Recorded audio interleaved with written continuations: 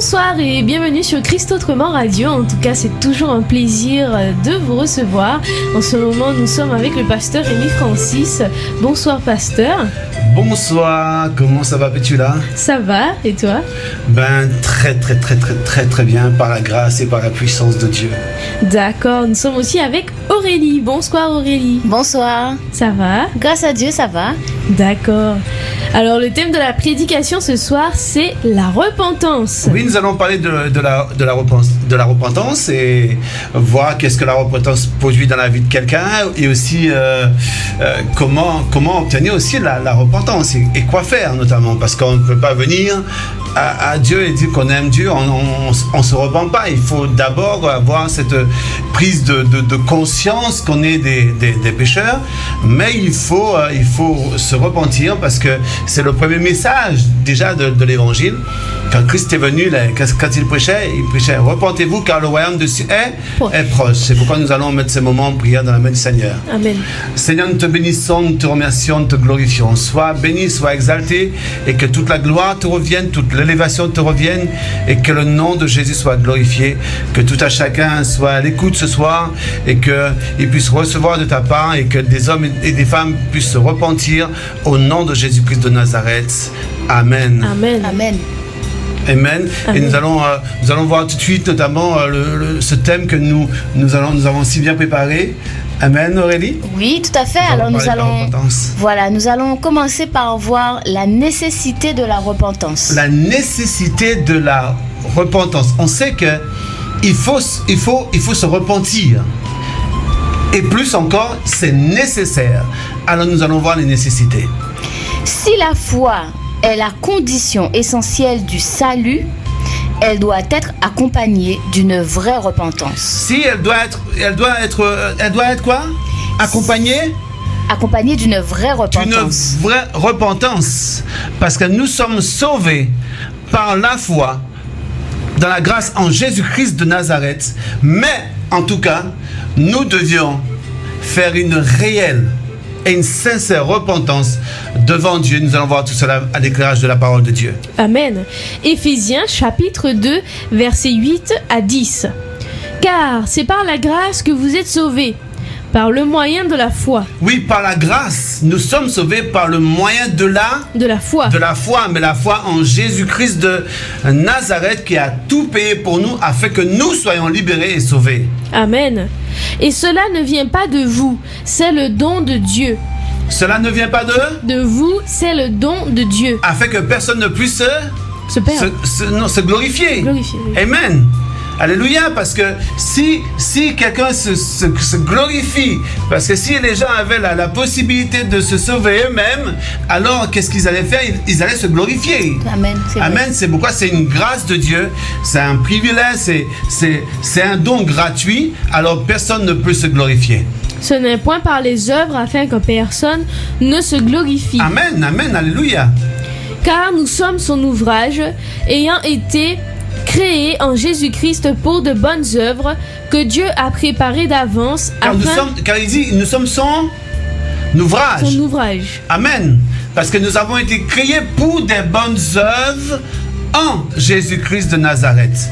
C'est pourquoi nous devions chaque jour, chaque instant nous rapprocher de Dieu et aussi faire des bonnes œuvres pour sa gloire. Pas pour nous, mais pour sa gloire. Alléluia. Car nous sommes son ouvrage, ayant été créés en Jésus-Christ pour de bonnes œuvres que Dieu a préparées d'avance afin que nous les pratiquions. Actes chapitre 16, verset 31. Paul et Silas répondirent: Crois au Seigneur Jésus et tu seras sauvé, toi et ta famille. Amen. Pour venir et pour déjà se repentir, il faut déjà croire en quelqu'un. Mais croire en qui? Mais croire en Jésus-Christ de Nazareth. Si tu crois au Seigneur Jésus, tu seras sauvé, toi et ta famille. Voyez, là, il faut croire en Jésus de Nazareth. Parce que la Bible dit, il n'y a aucun autre nom qui nous a été donné sous le ciel par lequel nous devions être sauvés que le nom de Jésus-Christ de Nazareth. Voyez, nous devions croire uniquement en Jésus-Christ de Nazareth afin que nous puissions être sauvés. Amen. Le premier message de l'évangile est: repentez-vous et croyez. Oui, repentez-vous et croyez. Voyez, Amen. nous devions prendre conscience qu'on est des pécheurs. Alléluia. Et nous devions voir en nous-mêmes que Jésus-Christ est venu pour que nous puissions être sauvés.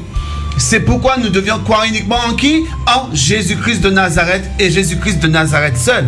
Voyez, convertissez-vous et repentez-vous et croyez. Amen. Voyez, croyez, mais quoi en qui? Mais uniquement en Jésus-Christ de Nazareth, parce qu'il y a tellement de choses qui se font de nos jours. Des hommes se perdent en voulant chercher toutes sortes de sciences, mais il n'y a aucune science qui est au-dessus de Christ, par lequel nous devions être sauvés, dont nous devions croire. Et nous devions croire uniquement en Jésus-Christ de Nazareth seul, parce que lui seul détient toute la vérité. C'est pourquoi nous devons croire en lui. Amen. Marc chapitre 1 verset 15. Il disait: le temps est accompli et le royaume de Dieu est proche. Repentez-vous et croyez à la bonne nouvelle. Amen. Repentez-vous et croyez dans la bonne nouvelle. Repentez-vous et croyez en Jésus.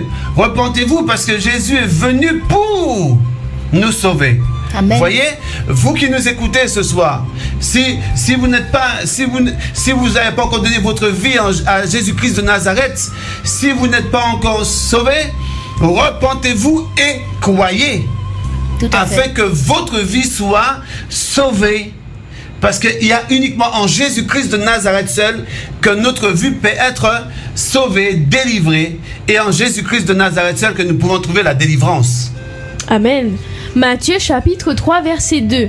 Il disait: repentez-vous car le royaume des cieux est proche. Verset 11.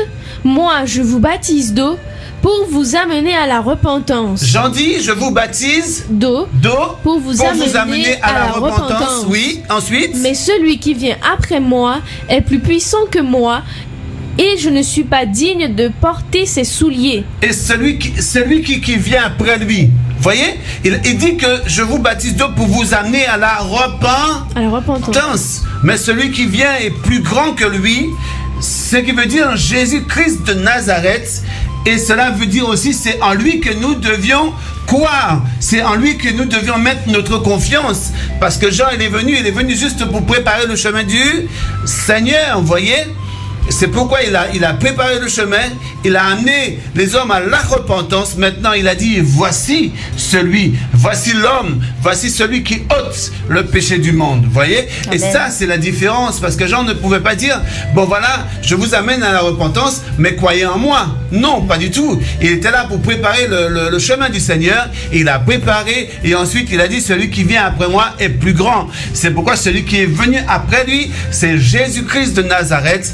Alors c'est dans celui-là maintenant que nous devions croire, c'est en lui que nous devons mettre toute notre confiance, et c'est en lui maintenant que nous sommes sauvés par le moyen de la foi et la grâce en Jésus-Christ de Nazareth. Lui, il vous baptisera du Saint-Esprit et de feu. Marc chapitre 1 verset 4. Jean parut, baptisant dans le désert, et prêchant le baptême de repentance pour la rémission des péchés. Luc chapitre 3 verset 3.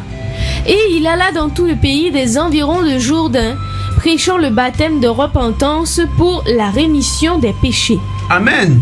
Et c'est pourquoi aujourd'hui, nous aussi, on prêche la parole afin que les hommes puissent donner leur cœur à Jésus-Christ de Nazareth, afin qu'ils puissent se repentir, afin qu'ils puissent être sauvés par Jésus-Christ de Nazareth. Parce qu'il nous a été donné un nom au-dessus de tout nom. Un sauveur nous est né, un fils nous a été donné. Son nom, c'est admirable. Et ce nom-là, ce soir, continue encore à sauver. Ce nom-là, ce soir, continue à délivrer. Ce nom-là, continue encore à guérir. Ce nom-là donne la justification.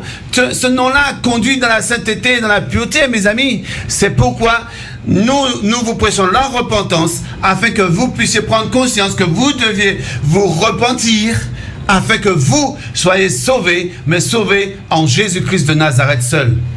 Jésus est venu sauver, non pas des justes, car il n'y en a aucun. Répète, Jésus n'est pas. Jésus est venu sauver, non pas des justes, car il non n'y pas en de a justes, aucun. mais il y en a. Car il n'y en a aucun. Pour ceux qui croient qu'ils sont justes, nous sommes justifiés par la grâce. Et nous pouvons dire maintenant, nous sommes justes, pas parce que nous le méritions, voyez, mais nous sommes justifiés parce que nous nous sommes repentis. Amen.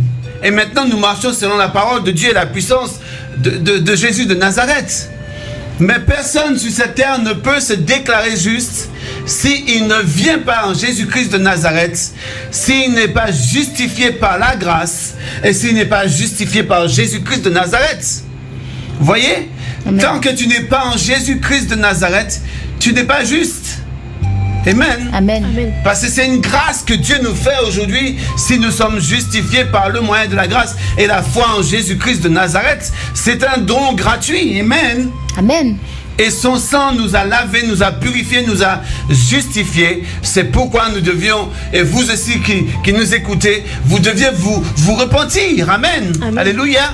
Parce que le royaume de Dieu est proche. Jésus est à la porte. Vous deviez vous repentir parce que Jésus-Christ revient. Amen. Et l'essence même de l'évangile, c'est l'évangile de la repentance. Voyez? L'esprit, quand l'esprit est là, il te pousse à la repentance. Et ça, c'est très important. Amen. Nous pouvons aller là où nous voulons. Nous pouvons faire ce que nous voulons. Mais si nous ne prêchons pas la repentance, comment les hommes vont faire pour être sauvés? Le message central même d'une église, cela doit être la repentance. Parce que nous ne pouvons pas venir prêcher aux gens la sanctification, nous ne pouvons pas prêcher aux gens la bénédiction, nous ne pouvons pas prêcher aux gens on leur dit tellement de choses pour les caresser dans le sens du poil, mais on oublie l'essence même de l'évangile. Pourquoi Christ est venu? Christ est venu pour sauver l'homme. Christ est venu pour justifier l'homme. Christ est venu rétablir l'homme avec son Père. Mais Christ n'est pas venu premièrement pour te dire, voilà, sois béni. Il n'est pas venu premièrement pour te dire, voilà 2 millions. Non, il est venu te dire d'abord, repentez-vous. Parce que nous savons que là où est notre cœur, là sera aussi notre trésor. Si, quand nous entendons parler de repentance et nous changeons radicalement de vie, amen, nous serons sauvés. Parce que nous avons pris conscience de notre état. Nous avons pris conscience de ce que nous étions. Et que nous avons besoin de Jésus-Christ de Nazareth afin que nous soyons sauvés. C'est pourquoi ce soir nous vous disons repentez-vous car le royaume de Dieu est proche. Jésus-Christ est à la porte. Ce n'est pas le moment de jouer. Mais il est venu donc sauver des pécheurs qui, dans l'humiliation, se reconnaissent comme tels. Dans l'humiliation, se reconnaissent comme des pécheurs. Comme des pécheurs. Tu ne peux pas me regarder et tu ne connais pas Jésus-Christ de Nazareth et tu t'élèves. Non, pas du tout. Quand tu vas entendre parler vraiment de Jésus-Christ de Nazareth, de ce qu'il a fait pour toi, de ce qu'il a subi pour toi, de l'humiliation que lui-même il a subi afin que nous ne soyons pas humiliés, de la souffrance qu'il a portée, des clous qu'il a subis, des moqueries qu'il a subis, de tout ce qu'il a subi pour nous afin que ta vie, ma vie, que nous ne puissions pas vivre dans la déchéance, vous voyez? Jésus-Christ est venu en prêchant la repentance. Et nous aussi, nous marchons à sa suite, nous prêchons la repentance afin que vous soyez sauvés, que nous soyons sauvés, afin que Dieu puisse accomplir une œuvre parfaite en nous. Amen. Matthieu chapitre 9, versets 12 à 13. Ce que Jésus, ayant entendu, il dit, ce ne sont pas ceux qui se portent bien qui ont besoin de médecins, mais les malades. Oui, et qu'est-ce qui s'est passé? Quand Adam et Ève ont péché, l'humanité entière est tombée dans cette maladie du péché. Et Jésus-Christ, qu'est-ce qu'il est venu faire? Il est venu afin de nous guérir, afin de nous sortir de la boue de notre péché. C'est pourquoi il prêchait la repentance. Je ne suis pas venu pour ceux qui ne sont pas malades. Mais en réalité, tous sont malades. Je ne suis pas venu pour les justes, mais il n'y en a aucun. Vous voyez? Amen. Le seul juste qu'il y avait, c'était lui.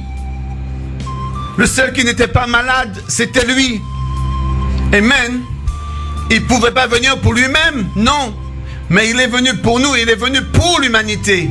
Il est venu afin que l'humanité soit sauvée, que l'humanité reconnaisse ses erreurs.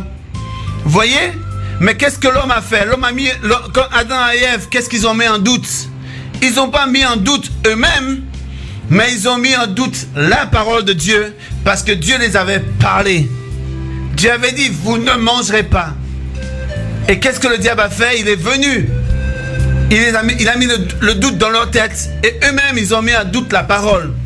C'est pourquoi Jésus est venu maintenant, en disant, repentez-vous car le royaume de Dieu est proche. Cela voulait dire, ce que vous avez perdu dans le passé, vous pouvez le retrouver. Ce que vous êtes parti de la beauté, vous avez été déchus, maintenant, vous pouvez retrouver cette plénitude, vous pouvez retrouver cette grâce, vous pouvez retrouver l'harmonie avec le Créateur. Mais alors, il suffit d'une seule chose, repentez-vous, prendre conscience que vous êtes dans la déchéance, prendre conscience que vous n'êtes pas bien, prendre conscience que vous êtes malade. Je suis venu afin de vous réconcilier avec mon Père. Alors repentez-vous car le royaume de Dieu est proche. Amen. Verset 13. Allez et apprenez ce que signifie « Je prends plaisir à la miséricorde et non au sacrifice, car je ne suis pas venu appeler des justes, mais des pécheurs. » Amen. Il est venu appeler des pécheurs. Car la parole dit, car tous ont péché et sont privés de la gloire de Dieu. Le salaire du péché, c'est la mort. Mais le don gratuit, c'est la vie éternelle en Jésus-Christ. Amen. C'est pourquoi il dit, je prends plaisir à la miséricorde. Amen. C'est pourquoi il est venu sauver. C'est pourquoi toi aussi, si tu veux avoir la miséricorde de Dieu sur toi, si ce soir tu veux avoir la grâce de Dieu sur toi, si ce soir tu veux que le Seigneur puisse te bénir, si ce soir tu veux que le Seigneur puisse te relever, alors donne ta vie à Jésus-Christ de Nazareth et fais-lui confiance et tu verras comment ta vie ira de gloire en gloire, de victoire en victoire et d'élévation en élévation. Si vous ne vous repentez pas, vous périrez tous également. Oui, amen, il n'y a pas deux solutions. Jésus nous a donné le choix. Il nous a donné le choix, c'est soit que tu es sauvé, soit que tu te repens et tu es sauvé, ou toi tu ne te repens pas et tu iras dans la géhenne. Et nous aurons l'occasion de venir un autre jour parler de la géhenne, de la mort et de l'enfer, parce que cela existe. Oui. Amen. Oui, et pour éviter ces lieux de tourment, des temps de feu, amen, il faut se repentir. Amen. Il faut donner sa vie à Jésus-Christ de Nazareth, parce que l'enfer existe. Si tu ne te repens pas, tu périras. Mais tu iras périr en enfer. C'est pourquoi le temps t'est donné, afin que tu sois sauvé, afin que tu puisses te repentir. Donne ta vie à Jésus-Christ de Nazareth. Le temps, c'est le moment de le faire. N'hésite pas, c'est maintenant. Amen. Luc chapitre 13 verset 3. Non, je vous le dis, mais si vous ne vous repentez, vous périrez tous également. Actes chapitre 2 verset 38. Pierre leur répondit, repentez-vous et que chacun de vous soit baptisé au nom de Jésus-Christ pour le pardon de vos péchés et vous recevrez le don du Saint-Esprit. Repentez-vous afin que... Repentez-vous et que chacun de vous soit baptisé. Que chacun de vous soit baptisé. Au nom de Jésus-Christ. Au nom de Jésus-Christ. Vous voyez? C'est uniquement au nom de Jésus-Christ qu'on reçoit le pardon de nos péchés. De nos péchés. Amen. Amen. Repentez-vous et baptisez-vous afin... Pour le pardon de vos péchés.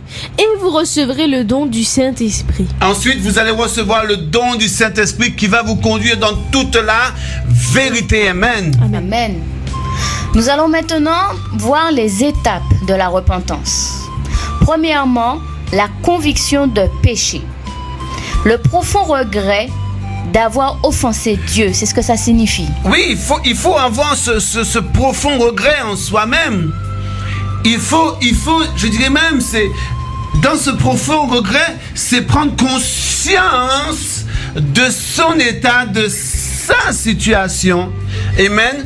Et de dire que je suis loin de Dieu, j'ai péché contre Dieu et je suis voué à la mort, que là maintenant j'ai ce regret d'avoir profond et immense que maintenant je décide de faire demi-tour, voyez, et dire maintenant Seigneur, je veux être avec toi, je reconnais que j'ai péché contre toi, alors maintenant je te demande pardon, alors je me repens. Amen. Amen. Et seul le Saint-Esprit peut produire cette conviction. Oui, c'est seul le Saint-Esprit, parce que il nous a dit, il s'en va. Mais il nous laisse son esprit. Et son esprit va nous convaincre de péché, de justice et de jugement. Péché, justice et jugement. Voyez? Amen. D'abord, péché, justice et de jugement.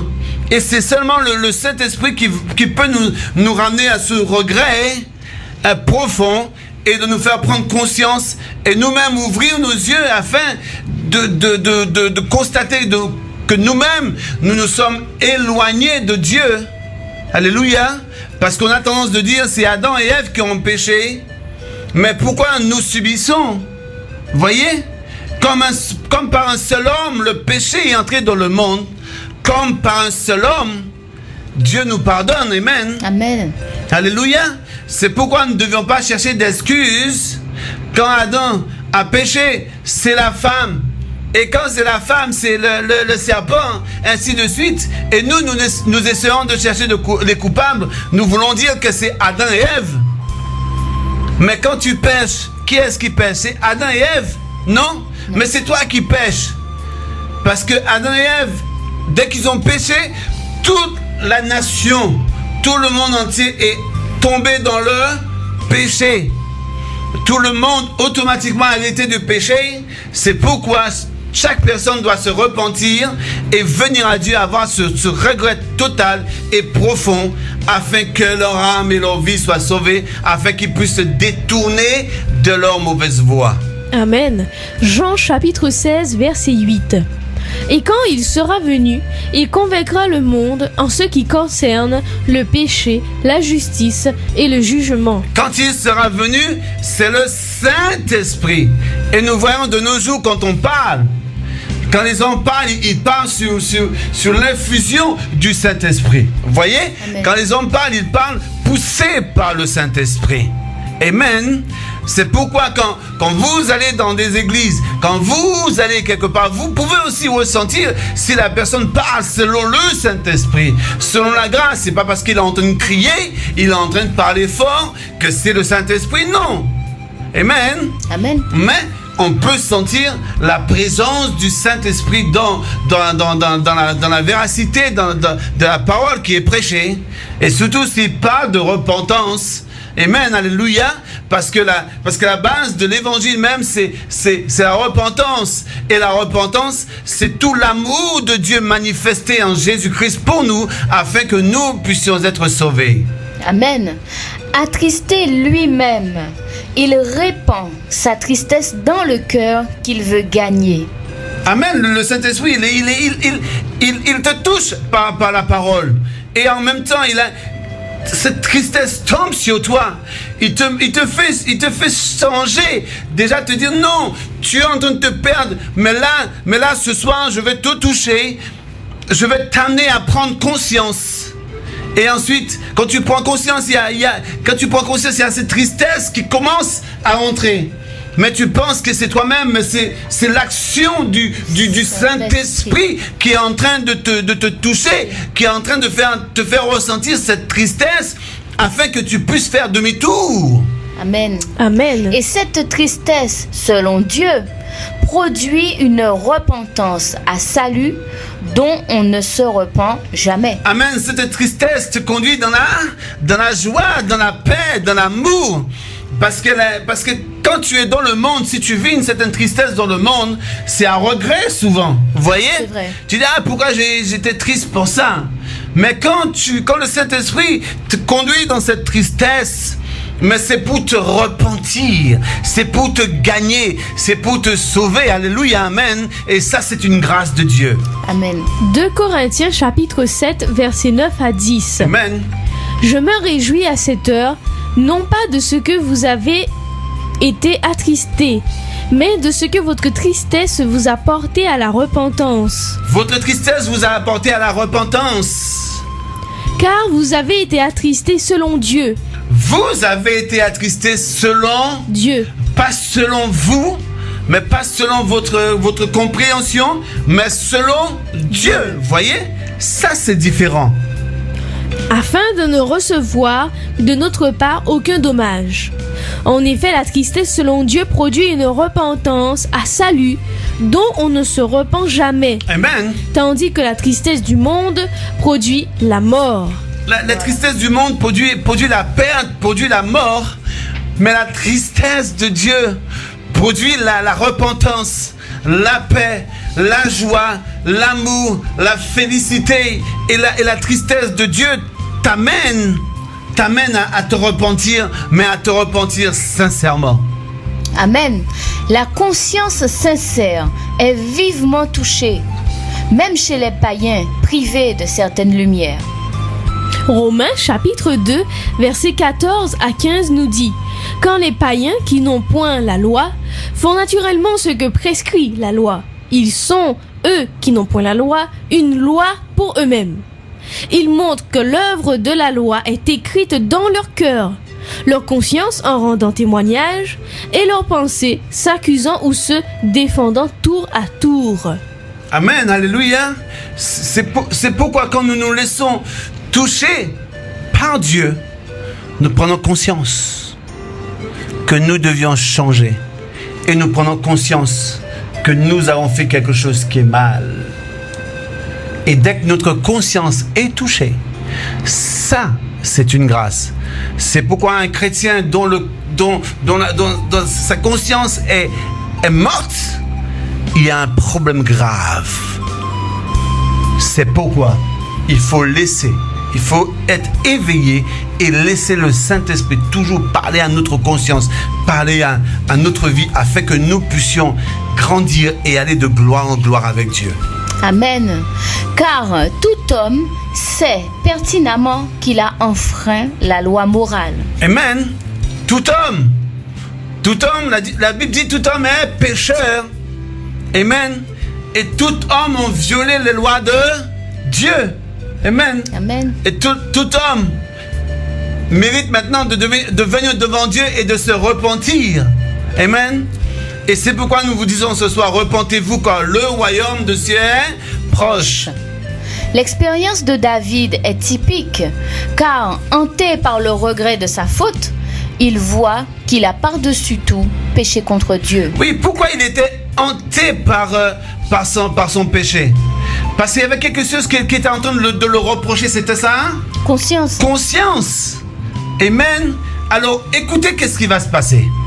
Psaume, chapitre 51, versets 3 à 6. Ô Dieu, aie pitié de moi dans ta bonté. Ô Dieu, aie pitié de moi dans ta bonté. Parce que le péché dans ton cœur, dans ta vie, doit te déranger.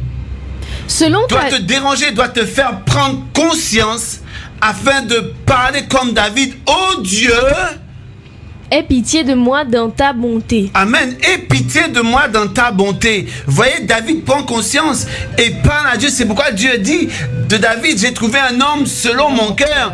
Parce que David, qu'est-ce qu'il faisait? Il confessait ses péchés et il avait conscience de ce qu'il faisait qui était mal aux yeux de Dieu. C'est pourquoi il pouvait les confesser. Amen. Selon ta grande miséricorde, efface mes transgressions. Lave-moi complètement de mon iniquité et purifie-moi de mon péché. Car c'est très important. Il dit purifie-moi de mon péché. De mon péché. Voyez? Parce qu'il sait qu'il a péché contre Dieu. Mais il y a quelque chose qui le gêne. qui le trouble, il ne peut pas le garder. Qu'est-ce qu'il doit faire maintenant? Il doit aller devant Dieu et parler à Dieu afin d'être libéré. Parce que sans la prise de conscience et sans la confession, tu ne peux pas être libre. Tu peux faire ce que tu veux, aller là où tu veux. Tant que tu ne prends pas conscience que tu as péché contre Dieu, tu ne pourras jamais confesser.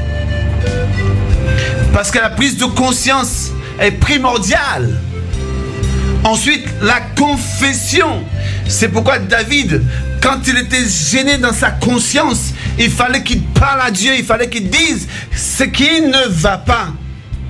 Et c'est pourquoi nous parfois nous disons nous aimons David. Mais est-ce que nous sommes comme David? Est-ce que nous faisons les choses juste comme David? Comment il parlait à Dieu? Amen. À cœur ouvert, il disait les choses sincèrement, sans rien cacher.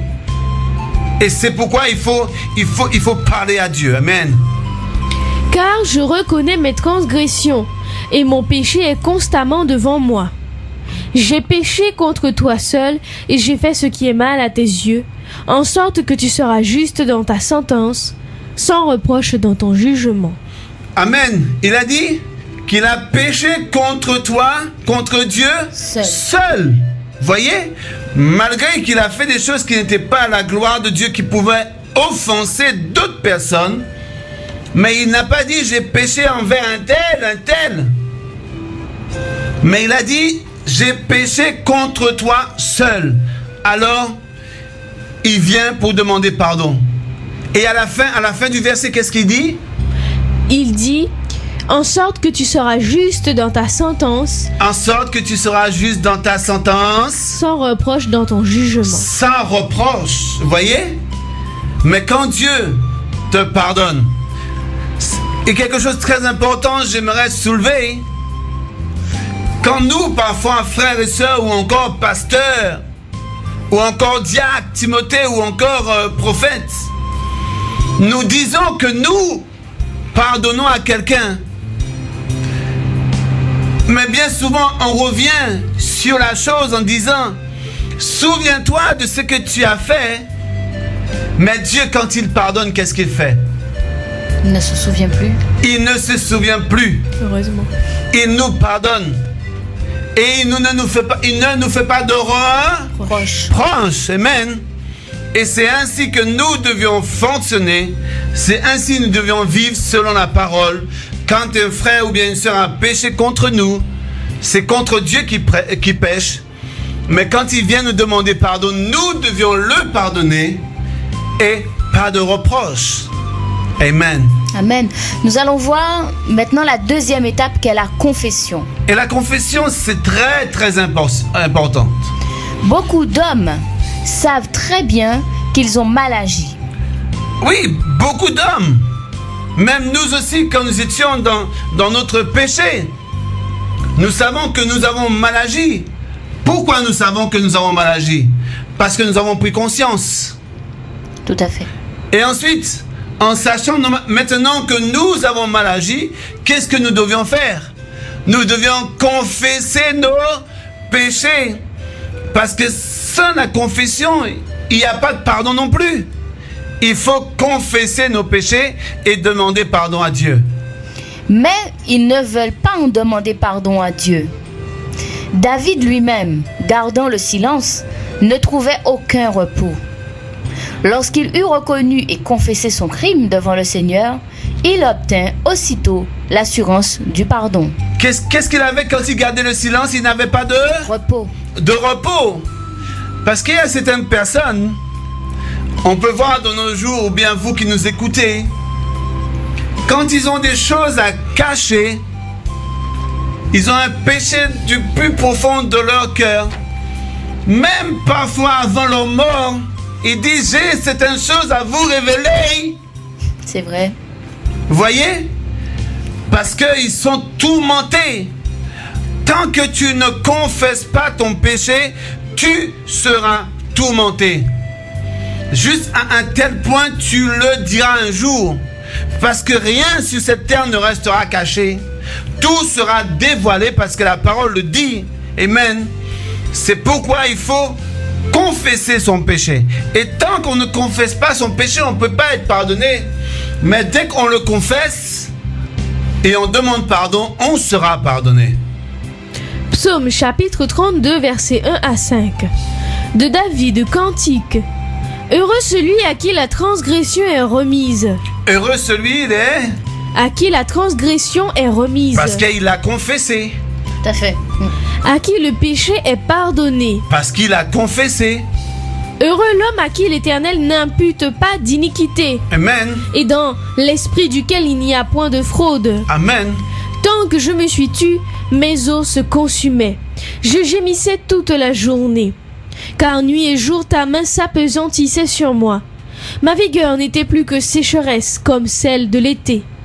Je t'ai fait connaître mon péché. Je t'ai fait connaître mon péché. Tant que je me suis tué, mes os se consumaient. Mes os se consumaient. Je gémissais toute la journée. Je gémissais toute la journée.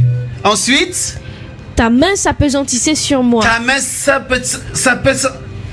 Vas-y, dis-le. S'appesantissait sur moi. Sur moi, oui. Nuit et jour. Nuit et jour. Amen. Mes os se consumaient. Mes os se consumaient. Je gémissais toute la journée. Mais le jour quand il a confessé. Je t'ai fait connaître mon péché. Je n'ai pas caché mon iniquité. J'ai dit, j'avouerai mes transgressions à l'Éternel. Et tu as effacé la peine de mon péché. Amen. Amen. Tant que tu ne confesses pas, tu as un problème.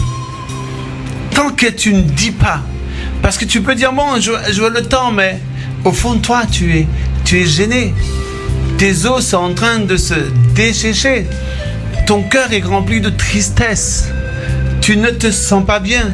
Mais le jour que tu rentres en toi-même, tu commences à confesser tes péchés. Tu commences à te sentir léger. Et ensuite, le Seigneur enlève le fardeau de ton péché. Amen. Première épître de Jean, chapitre 1, versets 8 à 9. Si nous disons que nous n'avons pas de péché, nous nous séduisons nous-mêmes, et la vérité n'est point en nous. Amen. Si un homme dit qu'il n'a jamais péché ou bien il n'a pas de péché, il est en train de se séduire lui-même et il fait la parole menteur. Alléluia. Verset 9. Si nous confessons nos péchés, il est fidèle et juste pour nous les pardonner et pour nous purifier de toute iniquité. C'est pourquoi vous qui nous écoutez, confessez vos péchés à Dieu. Prenez conscience que vous êtes des pécheurs et confessez vos péchés à Dieu et vous verrez que le Seigneur est fidèle et bon et juste pour vous et pour nous les pardonner au nom de Jésus-Christ de Nazareth. Amen. La troisième étape, l'abandon du mal. Amen. Là encore, c'est très important. On ne peut pas dire qu'on a pris conscience et on confesse nos péchés et ensuite de continuer à marcher dans le mal. Non, c'est pas possible. Première étape, c'est la conscience. De prendre conscience que nous sommes des pécheurs. Et ensuite, confesser nos péchés. Et troisième étape, abandonner ce qui est mal aux yeux de Dieu afin que notre vie puisse aller de sanctification en sanctification et de gloire en gloire et de victoire en victoire. La vraie repentance produit un dégoût du péché. Amen. C'est normal.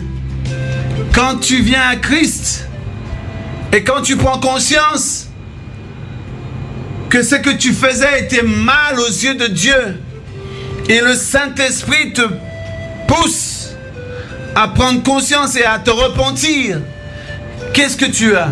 Tu as un dégoût, le mal. Et c'est pourquoi tu dois abandonner le mal et ne plus laisser le mal habiter en toi. Parce que Jésus-Christ t'a libéré afin que tu sois entièrement libre. Une rupture des mauvaises habitudes suivies jusque-là. Amen. Amen. Parce que quand on ne connaissait pas encore le Seigneur, on ne s'était pas encore repenti. On avait nos mauvaises habitudes.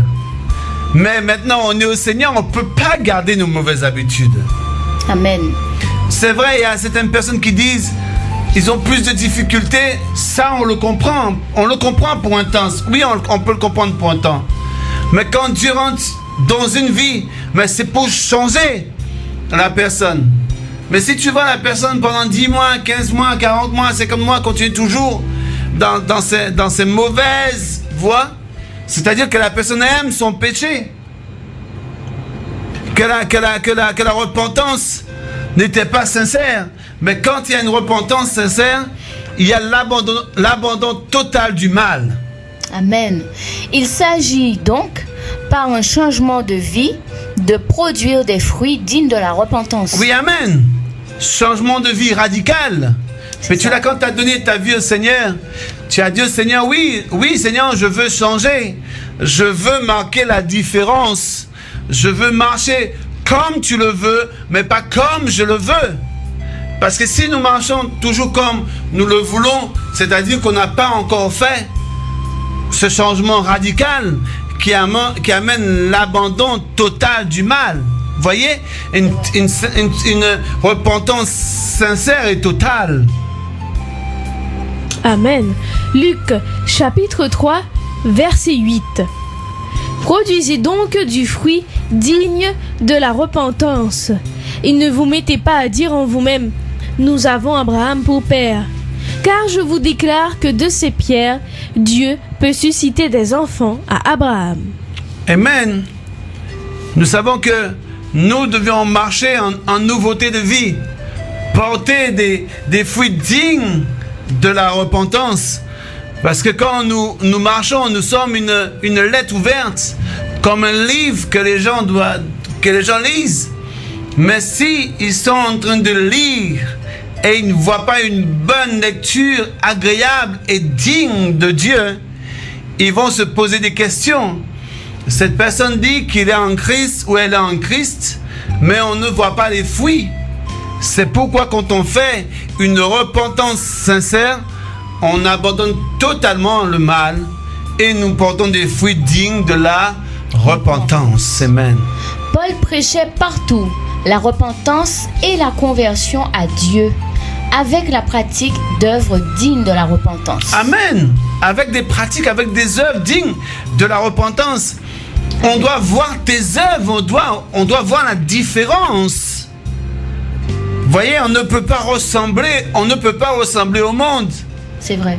On est un peuple, on est dans le monde, mais on est un peuple à part. Dieu a fait de nous un sacerdoce royal, pas pour qu'on puisse ressembler au monde, mais qu'on puisse refléter le royaume de Dieu, pour qu'on puisse représenter son Fils. Parce que Christ n'est plus sur terre, mais c'est nous qui le représentons. Amen. Et le Saint-Esprit vit en nous. Et si nous disons que le Saint-Esprit vit en nous, on doit voir la différence. Voyez? Amen. Nous portons des vêtements, nous sommes habillés, mais nous n'allons pas nous habiller n'importe comment. Voyez? Tout à fait. Nous n'allons pas faire n'importe comment, nous n'allons pas parler n'importe comment. Nous n'allons pas faire n'importe quelle plaisanterie. Nous n'allons pas dire n'importe quoi. Nous sommes des enfants, nous avons été rachetés. Mais on doit voir la différence en nous, mais totalement dans nos côtés vestimentaires, dans nos langages, même dans notre façon de marcher, dans notre façon de parler, notre attitude. Voyez, si tu au travail, tu avais l'habitude de faire des choses qui n'étaient pas la gloire de Dieu, mais quand ils vont voir que maintenant il dit que je suis sauvé, je suis maintenant différent, mais les gens attendent à voir la différence. Et quand ils vont voir cette différence-là va les toucher. Mais si ces gens-là ne voient pas cette différence-là, qu'est-ce qu'ils vont faire? Tu ne peux pas être un témoignage pour eux. Non. Et nous devions être un témoignage au nom de Jésus. Actes chapitre 26, verset 20. À ceux de Damas d'abord, puis à Jérusalem, dans toute la Judée et chez les païens. J'ai prêché la repentance et la conversion à Dieu avec la pratique d'œuvres dignes de la repentance. Amen. D'œuvres dignes. Et nous-mêmes, nous devions être dignes. Et nous devions représenter dignement le royaume de Dieu. Voyez, ce qu'un païen fait, nous étions païens auparavant, nous sommes rachetés, maintenant nous devons porter des fruits dignes de la repentance. Et comme je disais à l'instant, marquez la différence. Quand vous allez des endroits, si vous voyez des gens qui sont en train de faire des choses qui sont mal, vous n'allez pas vous mettre à rigoler. Non. Pas du tout. Ou bien les gens sont en train de se moquer des gens, vous n'allez pas vous asseoir et en train de vous moquer des gens, non. On doit voir la différence en vous. Vous avez en horreur maintenant ce qui est mal. Et vous ne pouvez plus faire les mêmes choses. On ne prend plus part. Exactement, on ne peut plus prendre part de ce que nous avons vomi. Amen. Tout à fait. Parce que nous avons laissé derrière nous ces choses. Maintenant, nous marchons différents en nouveauté de vie. Et c'est maintenant nous marquons la différence. Et maintenant, nous devions dire aux autres que Jésus-Christ sauve, que Jésus-Christ restaure, que Jésus-Christ donne la vie. Et repentez-vous car le royaume de Dieu est proche. Et quand ils vous regardent maintenant, ils vont dire, cet homme-là, c'est un voyou. Cette femme-là, c'était n'importe quoi. Mais aujourd'hui, quand je la regarde, je vois la lumière de Dieu briller sur elle. Alors je veux ce qu'elle a. Vous voyez? Jésus-Christ dit, c'est en m'élevant, j'attirerai les hommes et les femmes vers moi. Mais c'est dans notre comportement, dans notre façon de faire, dans notre façon de dire que nous allons attirer des hommes et des femmes vers nous. Vous voyez, mais si nous n'avons pas un comportement digne de la repentance, comment nous allons faire pour attirer les gens vers nous, afin qu'ils puissent venir au Seigneur? Amen. Amen. La 4e étape est la complète soumission à Dieu. Amen. Maintenant, le moi doit mourir totalement et laisser une complète soumission à Dieu et marcher selon la volonté, selon la puissance de Dieu. Premièrement, c'est la conscience, prendre conscience. Deuxièmement, c'est la confession, confesser ses péchés. Troisièmement, c'est l'abandon total du mal. Et quatrièmement, une complète soumission à Dieu. Amen. Amen. C'est la conversion et le cri de l'homme terrassé qui s'écrie « Seigneur, que veux-tu que je fasse ?» Amen. Parce que là maintenant, tu te repentis. Et maintenant, c'est la conversion totale. Et maintenant, qui crie au plus profond de toi maintenant en disant « Seigneur, que veux-tu que je fasse, Seigneur ?» Parce que tu t'es repenti. Amen. Maintenant, tu t'es converti maintenant. Et tu dis « Seigneur, que veux-tu que je fasse ?» Parce que maintenant, Seigneur, je ne veux plus diriger ma vie comme je le fais auparavant. J'ai pris conscience. Je t'ai confessé mes péchés.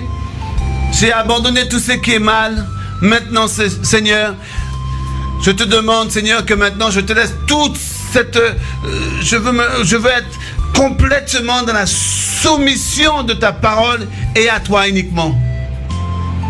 Actes, chapitre 9, verset 6.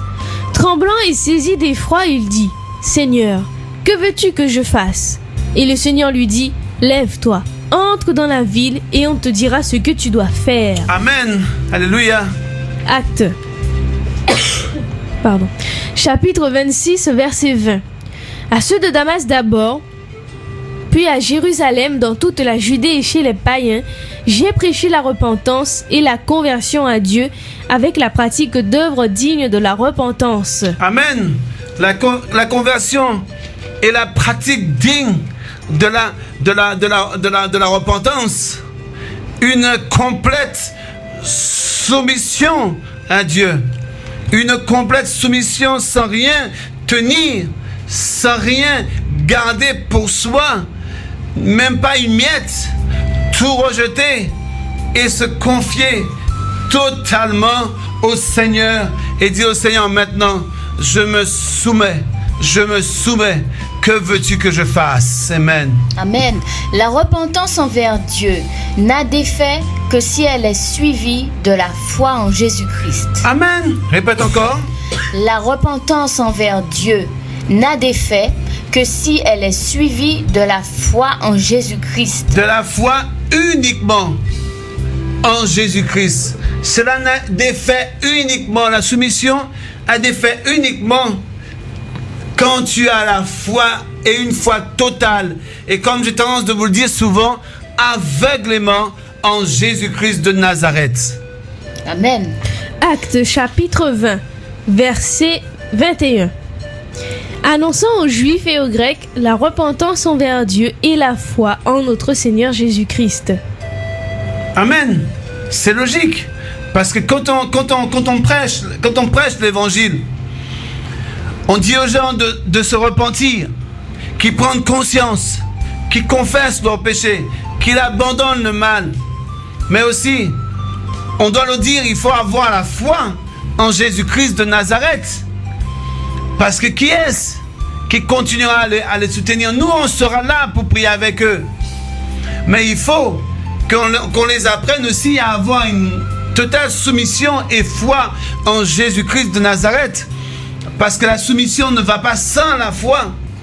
Amen. Voyez? Et ça, c'est très important.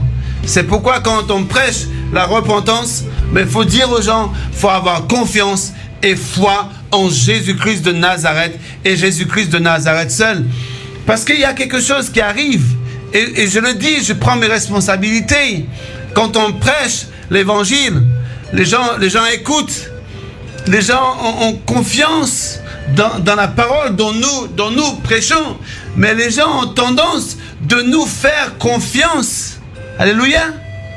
Mais nous devions dire aux gens, c'est en Jésus-Christ qu'ils devaient mettre leur foi et toute leur confiance.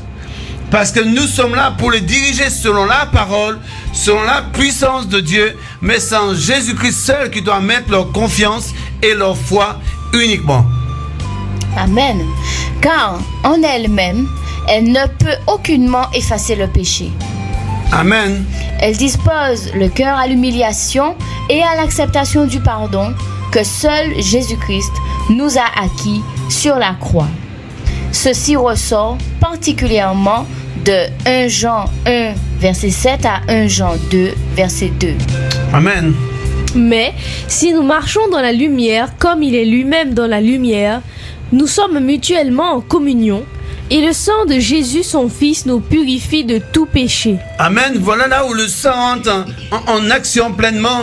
Si nous sommes dans la lumière, ensuite, si nous marchons dans la lumière comme il est lui-même dans la lumière, la lumière, nous sommes mutuellement en communion. Alors nous sommes mutuellement en communion. Et le sang de Jésus son Fils nous purifie de tout péché. Le sang de Jésus-Christ nous purifie de tout péché.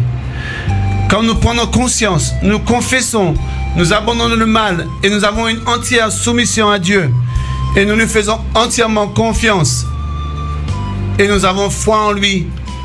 Alors, et nous marchons dans la lumière comme lui-même est lumière. Alors, que fait le sang maintenant? Le sang efface tous nos péchés. Amen. Verset 8. Si nous disons que nous n'avons pas de péché, nous nous séduisons nous-mêmes et la vérité n'est point en nous. Si nous confessons nos péchés, il est fidèle et juste pour nous les pardonner et pour nous purifier de toute iniquité. Si nous disons que nous n'avons pas péché, nous le faisons menteur et sa parole n'est point en nous. Amen. La parole est claire. Si nous disons que nous n'avons pas péché, c'est que la parole même n'habite pas en nous. Nous faisons de la parole menteur. Mes petits enfants, je vous écris ces choses afin que vous ne péchiez point. Et si quelqu'un a péché, nous avons un avocat auprès du Père, Jésus-Christ le juste. Et cet avocat-là, Dieu l'a envoyé pour nous afin que nous soyons sauvés, afin que nous soyons pardonnés. Et même si la parole dit si quelqu'un a péché, ça ne veut pas dire qu'un chrétien doit aller pécher, parce que la troisième étape de la repentance, c'est l'abandon total du Péché. péché et du mal. Voyez, c'est pourquoi nous voulons vous dire ce soir, cela ne veut pas dire que vous devez aller pécher. Non, pas du tout. Parce que la troisième étape de la repentance, c'est l'abandon total du mal et du péché. Amen. Il est lui-même une victime expiatoire pour nos péchés, non seulement pour les nôtres, mais aussi pour ceux du monde entier. Amen. Parce que Isaïe dit, qui a reconnu le bras de l'Éternel? Il est venu jusqu'à nous pour enlever nos péchés. Il a porté sur lui nos péchés. À la croix, il a tout subi pour nous. C'est pourquoi lui-même, il est cette victime expiatoire pour nous, afin que nos péchés soient pardonnés et aussi de toute l'humanité. Parce que la Bible dit dans Jean 3,16, car Dieu a tant aimé le monde qu'il a donné, il a tant aimé le monde dans sa totalité, qu'il a donné son Fils unique afin quiconque croit en lui ne périsse point, mais qu'il ait la vie éternelle. C'est pourquoi tout à chacun, nous devons nous repentir. Repentez-vous car le royaume de Dieu est proche. Jésus-Christ revient. Il est temps de vous repentir. Amen. Et enfin, la cinquième étape, la persévérance dans une attitude constante de repentance. Amen. Il faut persévérer. Persévérer dans même l'affliction. Persévérer quand vous verrez des situations autour de vous qui est catastrophique. Persévérer. Et persévérer dans la foi, dans la parole de Dieu. Parce qu'il a dit, je serai avec vous tous les jours. Je ne vous abandonnerai jamais. Parce que ni les hauteurs, ni les événements, quelles que soient les situations, rien ne pourra nous séparer de l'amour de Christ. Parce que c'est lui qui nous a aimés le premier. C'est pourquoi Dieu a tant aimé le monde qu'il a donné Jésus pour nous. Voyez? C'est pourquoi nous devions persévérer. Et c'est celui-là qui persévérera jusqu'à la fin qui sera sauvé. Alors repentez-vous et persévérez jusqu'à la fin afin que votre vie soit sauvée au nom de Jésus de Nazareth. Amen. Tant que nous serons ici-bas, nous aurons des progrès à faire, des victoires à remporter. Première épître de Jean chapitre 3 versets 2 à 3. Bien-aimés, nous sommes maintenant enfants de Dieu, et ce que nous serons n'a pas encore été manifesté. Mais nous savons que, lorsque cela sera manifesté, nous serons semblables à lui, parce que nous le verrons tel qu'il est. Amen, parce qu'il l'a dit, je m'en vais, mais je reviendrai là où je serai, vous serez avec moi, vous voyez? C'est pourquoi nous avons cette assurance, et nous avons l'assurance de notre salut. Mais c'est pourquoi vous qui n'avez pas l'assurance de votre salut, c'est pourquoi ce soir, vous qui ne savez pas où mettre la tête, quoi faire, ce soir, nous avons une solution pour vous, et c'est la solution, et c'est la vérité. Jésus-Christ t'aime, et Jésus-Christ veut te sauver, et Jésus-Christ veut te délivrer. Et c'est uniquement Jésus-Christ et Jésus-Christ seul qu'il te faut afin que tu sois sauvé, afin que tu sois restauré, vous voyez? C'est pourquoi lui-même, il dit, dans sa parole, il a été lui-même la victime expiatoire pour expier nos péchés, pour nous amener à la vie, pour nous réconcilier avec Dieu, pour nous sauver. C'est pourquoi nous devions nous repentir. Repentez-vous, car le royaume de Dieu est proche. Jésus-Christ est à la porte. C'est maintenant, c'est nulle part ailleurs. C'est maintenant que vous devez vous repentir. Quiconque a cette espérance en lui se purifie, comme lui-même est pur. Amen. Quiconque a cette espérance en lui se purifie. Et celui qui a commencé l'œuvre en nous est fidèle et bon pour l'achever.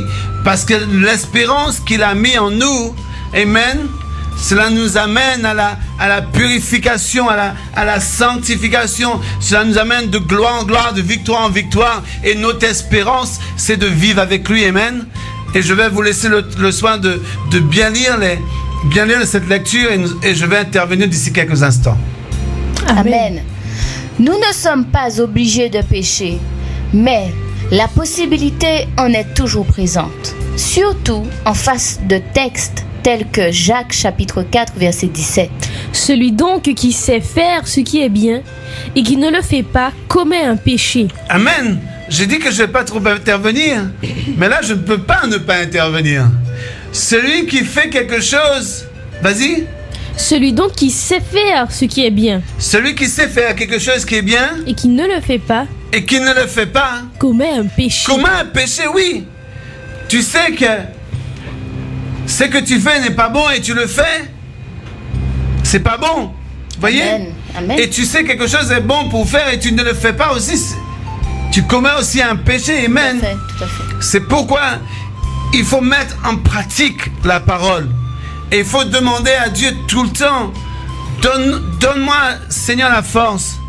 Il y a des moments, c'est vrai, on n'y arrive pas, mais on est fatigué, mais c'est dans nos faiblesses que Dieu agit, il nous rend forts, voyez? Et c'est pourquoi chaque instant, il faut avoir cette communion avec lui. Et aller de gloire en gloire et de victoire en victoire. Et laisser le Seigneur et le Saint-Esprit travailler. Première épître de Jean chapitre 3 verset 16. Nous avons connu l'amour en ce qu'il a donné sa vie pour nous. Nous aussi, nous devons donner notre vie pour les frères. Matthieu chapitre 5. Je peux vous poser une question. Est-ce que nous sommes prêts pour donner la vie pour nos frères? Je pose la question parce que je sais, beaucoup vont dire si on peut le dire comme ça par instinct, oui. Mais dans le fond et la forme, c'est non. Parce que nous n'avons pas encore compris l'évangile de Jésus-Christ de Nazareth. Si tu aimes Dieu, parce que les apôtres, qu'est-ce qu'ils ont fait? Pour que l'évangile puisse arriver jusqu'à nous, il y en a beaucoup qui sont morts, qui ont laissé leur vie, qui ont été tués à cause de cet évangile qui est arrivé jusqu'à nous. C'est vrai. Et nous aussi, nous devions nous battre, nous devions même aller jusqu'à la mort, afin que d'autres soient sauvés par la grâce et la puissance de Dieu. Car Dieu a tant aimé le monde, il a donné Jésus, il a donné la vie de son Fils pour nous. Les apôtres aussi ont payé cher. Ils ont subi à cause de Jésus, à cause de l'évangile. Mais cela, c'était afin que l'évangile arrive jusqu'à nous aujourd'hui. Matthieu chapitre 5 verset 48. Soyez donc parfaits comme votre Père céleste est parfait. Amen. Amen. Un chrétien auquel sa conscience ne parle plus est dans un état terriblement dangereux. Troublant même. C'est vrai. Troublant, tu peux le relire encore? Un chrétien auquel sa conscience ne parle plus est dans un état terriblement dangereux. Je dirais, il commence déjà même d'entrer dans l'égarement total. C'est vrai. Vous voyez? C'est pourquoi il faut avoir ce cœur à cœur, parler avec Dieu et tout le temps tenir sa conscience éveillée. Mais si ta conscience ne te parle plus, c'est troublant, c'est grave. Pose-toi des questions. Amen. Apocalypse chapitre 3 verset 17. Parce que tu dis, je suis riche, je me suis enrichi et je n'ai besoin de rien, et parce que tu ne sais pas que tu es malheureux, misérable, pauvre, aveugle et nu. Jean écrit aux enfants de Dieu, si nous disons que nous n'avons pas de péché, nous nous séduisons nous-mêmes, nous le faisons menteur. Première épître de Jean chapitre 1 verset 8. Si nous disons que nous n'avons pas de péché, nous nous séduisons nous-mêmes, et la vérité n'est point en nous. Verset 10. Si nous disons que nous n'avons pas péché, nous le faisons menteur, et sa parole n'est point en nous. Amen. Amen. Paul nous avertit que nous pouvons toujours attrister l'Esprit de Dieu qui est en nous. Éphésiens chapitre 4 verset 30. N'attristez pas le Saint-Esprit de Dieu par lequel vous avez été scellés pour le jour de la rédemption. Amen. N'attristez pas le Saint-Esprit de Dieu. Parce que quand le Saint-Esprit est en toi, c'est pour te conduire, pour te convaincre de péché, de justice et de jugement, et te conduire dans toute la vérité. Amen. Que doit donc faire le croyant convaincu d'une faute dans sa marche journalière? Ne pas se contenter d'un grand acte de repentance lors de sa conversion, mais persévérer chaque jour dans une attitude de repentance, confesser aussitôt tout péché reconnu et saisir la purification que lui offre le sang de Christ répandu au calvaire. Amen, amen. Il connaîtra la marche dans la lumière dont parle Jean dans 1 Jean chapitre 1 versets 6 à 7. Si nous disons que nous sommes en communion avec lui et que nous marchions dans les ténèbres, nous mentons. Amen. Vous voyez, si nous disons que nous sommes en communion avec lui, nous sommes en communion avec lui et que nous marchons dans les ténèbres, nous mentons. Nous mentons, amen. Et nous ne pratiquons pas la vérité. Parce que la lumière et le ténèbre ne peuvent pas cohabiter ensemble, voyez. Soit que tu haïras un et que tu aimeras l'autre. Et nous ne pourrons pas dire que nous aimons Dieu et que nous marchons dans le ténèbre. Voyez? Alors nous faisons la parole menteur. Verset 7. Mais si nous marchons dans la lumière, comme il est lui-même dans la lumière, nous sommes mutuellement en communion, et le sang de Jésus son Fils nous purifie de tout péché. Amen. Amen. Si nous marchons dans la lumière, et comme lui-même est lumière, le sang de Jésus-Christ nous purifie. Le sang de Jésus-Christ nous a lavés. Le sang de Jésus-Christ nous a donné la vie. Et c'est au prix de son sang qu'il nous a rachetés. Et c'est pourquoi nous devions marcher dans la lumière comme lui-même est lumière, et marcher dans la vérité comme lui-même est vérité. La puissance du Saint-Esprit fera progresser le croyant chaque jour sur la voie de la sanctification. Oui, parce que lors de sa repentance, lors de sa conversion, lorsqu'il marche avec Dieu, alors que fait le Saint-Esprit? Le Saint-Esprit le fait progresser chaque jour. Le Saint-Esprit le fait progresser chaque jour. Et pour progresser chaque jour, il faut avoir une relation avec Dieu, avec le Saint-Esprit. Parlez, dit Dieu, éclaire-moi. Vous voyez, un homme qui a pris conscience, qui a confessé ses péchés, qui abandonne le mal, ou maintenant qui a une soumission, ou maintenant qui persévère. Il doit avoir une relation avec Dieu, une relation avec le Saint-Esprit, afin que le Saint-Esprit puisse l'amener à progresser, vous voyez, parce que dans la repentance, il y a des étapes, vous voyez, des étapes chaque jour. Tu marches, tu montes les marches, vous voyez, on va de gloire en gloire et de sanctification en sanctification, d'élévation en élévation, mais pour cela, il faut laisser le Saint-Esprit t'amener d'aller étape par étape. Mais pour cela, il faut avoir une relation avec Dieu. Amen. Une telle repentance est un don de Dieu. Amen. Une telle repentance, c'est un don de Dieu, parce que la repentance, c'est un don de Dieu, c'est une faveur de Dieu, c'est gratuit. Pétula et Aurélie, nous ne le méritions pas, mais il nous l'a donné, il nous l'a offert. C'est une grâce, c'est un privilège. Amen. Et nous pouvons dire merci qu'aujourd'hui, que cette repentance, c'est une grâce de Dieu, et que nous pouvons avoir une relation. Maintenant, la connexion qui était perdue avant, maintenant, le fait que nous avons pris conscience, nous avons confessé nos péchés, nous avons abandonné ce qui est mal, maintenant nous avons une soumission complète à Dieu, et maintenant nous persévérons et nous avons foi en Dieu. Cette connexion qui était perdue, maintenant nous sommes connectés au grand roi, nous sommes connectés au Père, parce que nous nous sommes repentis. C'est pourquoi repentez-vous, afin de retrouver cette connexion, cette grâce avec votre Père et votre Sauveur. Amen. Actes, chapitre 5, verset 31. Dieu l'a élevé par sa droite comme prince et sauveur, pour donner à Israël la repentance et le pardon de ses péchés. Amen.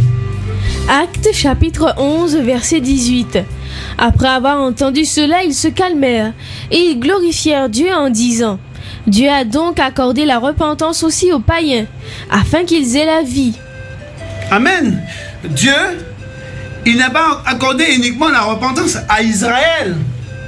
Il a aussi accordé la repentance aux païens, afin que les païens soient en harmonie avec Dieu. Amen. C'est pourquoi vous qui nous écoutez, repentez-vous et donnez votre vie à Jésus-Christ de Nazareth et portez des fruits dignes de la repentance. Romains chapitre 2 verset 4. Où tu méprises les riches de sa bonté, de sa patience et de sa longanimité, ne reconnaissant pas que la bonté de Dieu te pousse à la repentance? Amen. Amen. Mais chaque jour, quand on regarde les oiseaux, on regarde tout, la bonté de Dieu même te dit, t'appelle à la repentance, de te réconcilier avec lui, vous voyez? Amen. Amen. Parce que, qu'est-ce qu'il a fait? C'est son amour qu'il est en train de se manifester par sa bonté, par sa grâce et par sa fidélité. Dieu est égal à lui-même. Personne ne peut changer Dieu. Voyez? Par sa bonté te pousse à la repentance. 2 Timothée chapitre 2 verset 25. Il doit redresser avec douceur les adversaires, dans l'espérance que Dieu leur donnera la repentance pour arriver à la connaissance de la vérité. Amen. 2 Pierre chapitre 3 verset 9. Le Seigneur ne tarde pas dans l'accomplissement de sa promesse, comme quelques-uns le croient, mais il use de patience envers vous, ne voulant pas qu'aucun périsse, mais voulant que tous arrivent à la repentance. Mais c'est son amour qui fait qu'il use de patience envers nous. Amen. Parce que si il devait descendre aujourd'hui, beaucoup d'entre nous ne seront pas sauvés. Mais il use de patience. Et c'est son amour qui le pousse à user de patience envers nous, afin qu'aucun de nous ne se perde. Sans son aide et sans son esprit, il est impossible de se repentir. Amen, c'est vrai. Parce que sans son aide, sans son esprit, parce qu'il dit, le Saint-Esprit, qu'est-ce qu'il fait? Le Saint-Esprit nous convainc de péché, de justice et de jugement. Mais sans l'action du Saint-Esprit, sans l'aide de Dieu, sans la grâce de Dieu, alors nous ne pouvons pas prendre conscience. Non. Ceux qui ont délibérément et jusqu'au bout repoussé le Christ et refusé son salut ne peuvent être amenés à la repentance. Amen. Ils sont condamnés. Ils se condamnent eux-mêmes. C'est vrai. Hébreux chapitre 6 verset 6.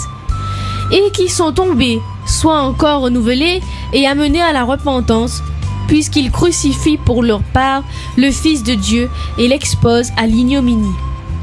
Hébreux chapitre 10 versets 26 à 27. Car si nous péchons volontairement, après avoir reçu la connaissance de la vérité, il ne reste plus de sacrifice pour les péchés. Amen. Mais une attente terrible du jugement et l'ardeur d'un feu qui dévorera les rebelles. Amen. Amen. Ils connaîtront peut-être le remords tardif, un repentir superficiel et inefficace, comme celui d'Ésaü devant les conséquences de son attitude profane. Hébreux chapitre 12, versets 16 à 17. À ceux qu'il n'y est ni impudique, ni profane comme Ésaü, qui pour un mets vendit son droit d'aînesse. Vous savez que plus tard, voulant obtenir la bénédiction, il fut rejeté, quoiqu'il la sollicita avec larmes, car son repentir ne put avoir aucun effet. Amen, amen. Ou encore le repentir désespéré de Judas, qui ne le conduisit qu'au suicide. Matthieu chapitre 27, versets 3 à 5. Alors Judas qui l'avait livré, voyant qu'il était condamné, se repentit et rapporta les 30 pièces d'argent aux principaux sacrificateurs et aux anciens, en disant « J'ai péché en livrant le sang innocent. » Ils répondirent « Que nous importe? Cela te regarde. » Judas jeta les pièces d'argent dans le temple, se retira et alla se pendre. c'est pourquoi le temps t'est donné pour te repentir. Le temps t'est donné, t'est accordé. Dieu use de patience envers toi afin que tu puisses te repentir. Amen. Mais ne laisse pas la porte de la grâce se fermer. Ne laisse pas la porte de la grâce se fermer afin que tu ne puisses plus avoir l'occasion de te repentir. Parce que imagine que la trompette sonne. Alors, ce sera uniquement des graissements et des pleurs et des souffrances qu'il y aura. Parce que quand Jésus-Christ reviendra, il reviendra chez son église, son épouse. Mais pour tous ceux qu'il n'a pas trouvé prêts, ou bien tous ceux qu'il a donné la chance de se repentir, parce qu'il use de patience. Plus de 2000 ans, Jésus est venu. Vous allez me dire, plus de 2000 ans, on est en train de parler de lui. Mais il use encore de patience. S'il prend encore 2000 ans pour venir encore, mais on dira encore plus de 4000 ans, Jésus est parti. Mais plus de 4000 ans, 2000 ans, 4000 ans, ou encore on ne sait pas combien. Mais, sache bien, c'est qu'il use de patience envers nous afin que personne ne puisse se perdre.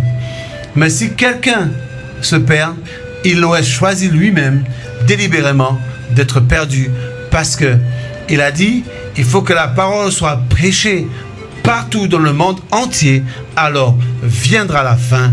Alors il y a des endroits où j'imaginais même qu'on n'entend pas parler de Christ, et pourtant ils entendent parler de Christ, et ils savent qui est-ce que le Christ. Mais c'est eux qui veulent rester dans leur système, dans leur tradition, et qui rejettent Christ. Mais ils ont entendu parler de Christ. Mais c'est pourquoi quand Christ reviendra, personne ne pourra dire qu'ils n'ont pas entendu, voyez? Amen. C'est pourquoi pendant que l'heure est là, la porte de la grâce est ouverte, laisse le Seigneur entrer parce qu'il frappe à la porte de ton cœur et laisse-le travailler au nom de Jésus. C'est la tristesse du monde qui produit la mort. 2 Corinthiens, chapitre 7, verset 10. En effet, la tristesse selon Dieu produit une repentance à salut, dont on ne se repent jamais, tandis que la tristesse du monde produit la mort. Amen. La tristesse du monde produit la mort. Mais la tristesse de Dieu produit la repentance. Et vaut mieux avoir la tristesse de Dieu en soi, parce que le Saint-Esprit te poussera à te repentir. Ainsi, tu seras sauvé. Tandis que la vraie repentance est le grand remède à toutes nos difficultés. Amen. Amen. La vraie repentance est le grand remède le grand remède à toutes nos difficultés. De toutes nos difficultés, voyez. Quand nous nous repentons, c'est une grâce, c'est un don, mais c'est aussi un remède par la grâce de Dieu. Amen. Car dans nos vies, il n'y a qu'un seul vrai problème, le péché. Amen. Et si on parle de remède, c'est qu'il y a maladie. Si on parle de maladie, c'est qu'il y a péché. Amen. Et parce que quand la Bible dit, là où le péché abonde, la grâce surabonde. Amen. Amen. L'appel que Dieu adresse au monde comme à l'Église est toujours « Repens-toi ». Amen. C'est que nous devions nous repentir. Repentez-vous, mes bien-aimés. Repentez-vous, vous qui nous écoutez. Nous vous aimons au nom de Jésus-Christ de Nazareth. Et pour toi qui nous écoutes ce soir et qui ne connais pas encore le Seigneur, nous te supplions au nom de Jésus-Christ de Nazareth de te repentir et donner ta vie au Seigneur, parce que le royaume de Dieu est proche. Et le même message que Jésus-Christ a prêché lorsqu'il était sur terre, nous aussi nous vous prêchons ce même message. Repentez-vous car le royaume de Dieu est proche. Actes chapitre 17 verset 30. Dieu, sans tenir compte des temps d'ignorance, annonce maintenant à tous les hommes en tout lieu qu'ils aient à se repentir. Amen, alléluia. Apocalypse chapitre 2 verset 5. Souviens-toi donc d'où tu es tombé. Repens-toi et pratique tes premières œuvres. Sinon, je viendrai à toi et j'ôterai ton chandelier de sa place, à moins que tu ne te repentes. Amen. Ne laisse pas le Seigneur venir il jetait le chandelier, le retirait à sa place. Mais mon ami, repens-toi. Repentez-vous car le royaume de Dieu est proche. Le monde est troublé, le monde est tourmenté. Le monde va mal. Mais Jésus-Christ demeure le même hier, aujourd'hui, éternellement. Il n'a point changé. Alors repentez-vous car le royaume de Dieu est proche. Apocalypse chapitre 2 verset 16. Repens-toi donc, sinon je viendrai à toi bientôt, et je les combattrai avec l'épée de ma bouche. Versets 21 à 22. Je lui ai donné du temps, afin qu'elle se repentît. Je lui ai donné Du temps. et Dieu nous a donné du temps, afin que nous puissions nous repentir. Amen, alléluia. Et le moment est venu afin que tu puisses te repentir. Alors repens-toi car le royaume de Dieu est proche. Je lui ai donné du temps, afin qu'elle se repentît, et elle ne veut pas se repentir de son impudicité. Voici, je vais la jeter sur un lit, et envoyer une grande tribulation à ceux qui commettent adultère avec elle, à moins qu'ils ne se repentent de leurs œuvres. Amen. Voyez, le Seigneur arrive, il vient. Mais si tu ne te repens pas, il va te livrer. Amen. Mais pour ne pas être livré avec elle, pour ne pas être livré avec le monde, pour ne pas être livré, mes amis, il faut se repentir et prendre conscience. Parce que les 5 étapes de la repentance, c'est la conscience, la confession, l'abandon du mal, une complète soumission et 5e, la persévérance constante en Jésus-Christ de Nazareth et la foi en lui au nom de Jésus-Christ de Nazareth. Repentez-vous afin qu'il, lui, il ne puisse pas vous livrer, mais repentez-vous afin que vos vies soient sauvées et bénies au nom de Jésus de Nazareth. Apocalypse chapitre 3 verset 3. Rappelle-toi donc comment tu as reçu et entendu, et garde et repens-toi. Si tu ne veilles pas, je viendrai comme un voleur, et tu ne sauras pas à quelle heure je viendrai sur toi. Verset 20. Voici, je me tiens à la porte et je frappe. Si quelqu'un entend ma voix et ouvre la porte, j'entrerai chez lui, je souperai avec lui et lui avec moi. Il dit, il frappe si quelqu'un entend. Si quelqu'un entend ma voix et ouvre la porte, ouvre la porte ce soir, ouvre. J'entrerai chez lui. Et laisse-le entrer chez toi. Je souperai avec lui. Il soupera avec toi. Et lui avec moi. Et lui avec toi. Amen. Voyez, laisse-le entrer. Laisse le Seigneur travailler en toi. Repens-toi, le moment est venu pour toi. Alors si tu ne te repens pas, et Jésus vient, et il arrive, et s'il ne te trouve pas prêt, alors ce sont des graissements de dents, des pleurs, ce sont le feu de la géhenne et l'enfer qui t'attend. Mais ne laisse pas le feu venir à toi, mais laisse le Seigneur toucher ta vie. Repens-toi parce que le royaume de Dieu est proche. Amen. Il nous donne du temps pour que nous puissions le faire. Amen. C'est pourquoi je disais auparavant, il use de patience envers nous. Il nous laisse du temps.